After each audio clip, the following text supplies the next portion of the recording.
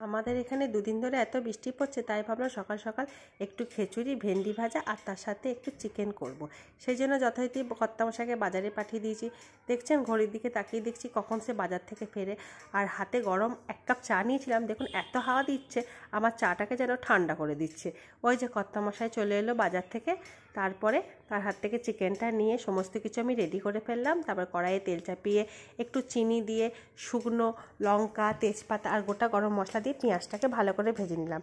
তারপরে চিকেনটাকে একটু দই দিয়ে ম্যারিনেট করে নিলাম। এতে নুন হলুদ কিছুই দিইনি, শুধু দই দিয়েছিলাম।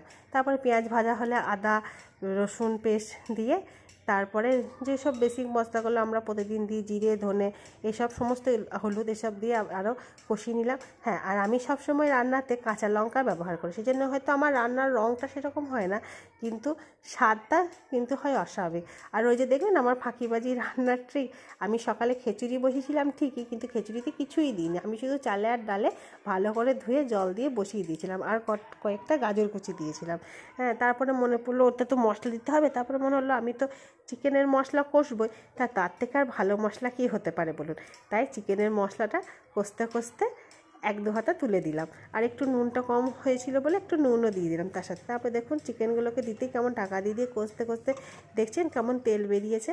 এই যে দেখুন, তারপর একটা হামালদিস্তার মধ্যে আমি কিছুটা মেথি পাতা গরম করে নিয়েছিলাম শুকনো তাওয়াতে, আর তার সাথে জিরে অল্প আর অল্প মৌরি, সেটাকে দিয়ে এখন ভালো করে নাড়িয়ে চাড়িয়ে আর একটুক্ষণ ফুটিয়ে নিয়ে একটু ঝোলটাকে মেরে ফেলবো।